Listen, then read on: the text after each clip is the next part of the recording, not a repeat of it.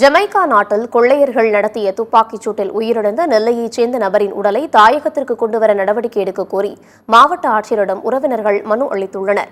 நெல்லை down பகுதியைச் சேர்ந்த விக்னேஷ், சுந்தரபாண்டி, சுடலைமணி, ராஜாமணி ஆகியோர் ஜமைக்கா நாட்டின் பிராவிடன்ஸ் தீவில் உள்ள பல்பொருள் அங்காடியில் பணிபுரிந்து வருகின்றனர். இந்த அங்காடியில் புகுந்து பணத்தை கொள்ளையிட்ட கும்பல் ஒன்று துப்பாக்கிச்சூடு நடத்தியுள்ளது. இதில் விக்னேஷ் சம்பவ இடத்திலேயே உயிரிழந்ததாகவும் இருவர் காயமடைந்ததாகவும் கூறப்படுகிறது. இந்நிலையில் இதுகுறித்து உரிய விசாரணை நடத்தி விக்னேஷ் உயிரிழந்திருக்கும் பட்சத்தில் அவரது உடலை சொந்த ஊர் எடுத்து வர நடவடிக்கை எடுக்க வேண்டும் என்று மாவட்ட ஆட்சியரிடம் உறவினர்கள் கோரிக்கை மனு அளித்துள்ளனர். போன்ல மட்டும் தான் சொல்லியிருக்காங்க. என்ன அங்கே ஒரு இந்தியர் சுடப்பட்டிருக்காருன்னு தகவல் கூட எந்த டிவிலையும் வரல, யாருமே இது வரைக்கும் சொல்லலை. அவருக்கு உடலை பார்க்கணும்.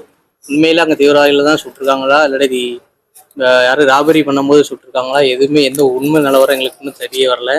இன்னும் 3 பேருமே திருநெல்வேலி மாவட்டத்தை சேர்ந்தவங்க தான். 2 பேருக்கு அடிபட்டுருக்கு, ஹாஸ்பிட்டலில் ட்ரீட்மெண்ட்லாம் இருக்காங்க அப்படிங்காங்க. அந்த ஒரு தகவலும் எங்களுக்கு இன்னும் வரல, உண்மையாக பொய்யான்னு தெரியல. இவர் இறந்துட்டாங்க அப்படிங்காங்க. ஃபோட்டோவோ இல்லை வீடியோவோ இல்லை கடையில் தாக்குதல் நடந்த சிசிடிவி காட்சி கேட்டோம், அதுவும் கொடுக்கல எங்களுக்கு. எப்படியா இந்தியா கவர்மெண்ட்டு மாவட்ட ஆட்சியர் தான் எப்படியாவது பாடியை திருநெல்வேலி கொண்டு வரதுக்கு பண்ணணும்.